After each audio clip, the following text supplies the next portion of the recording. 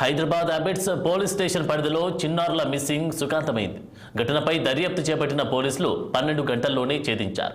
అదృశ్యమైన ఇద్దరు చిన్నారుల ఆచూకీ తెలుసుకుని పేరెంట్స్కి అప్పగించారు.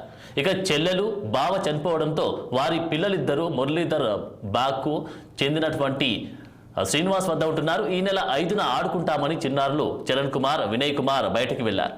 రాత్రి అయినా ఇంటికి రాకపోవడంతో మేనమామ పోలీసులకు ఫిర్యాదు చేశారు. ప్రత్యేక టీంతో దర్యాప్తు చేపట్టిన అబిడ్స్ పోలీసులు సీసీ ఫుటేజ్ ఆధారంగా పిల్లల ఆచూకీ కనుగొన్నారు. చిన్నారులు బస్ ఎక్కి మారేడుపల్లికి వెళ్లినట్లు గ్రహించిన పోలీసులు మారేడుపల్లి పోలీస్ స్టేషన్ పరిధిలో ఛేదించారు. ఇద్దరు చిన్నారులను మేనమామ శ్రీనివాస్కు అప్పగించారు. శ్రీనివాస్ అనే వ్యక్తి మురళీధర్ బాబులో ఉంటాడు. అతను ఒక పోలీస్ కంప్లైంట్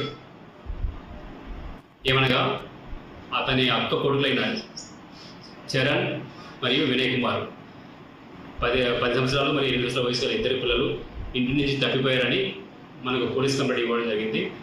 ఆ తర్వాత పిల్లలకు అడిగి వాళ్ళ పిల్లలకి ఇద్దరికి తల్లిదండ్రులు లేరు, వాళ్ళ మామ దగ్గర ఉంటున్నారు.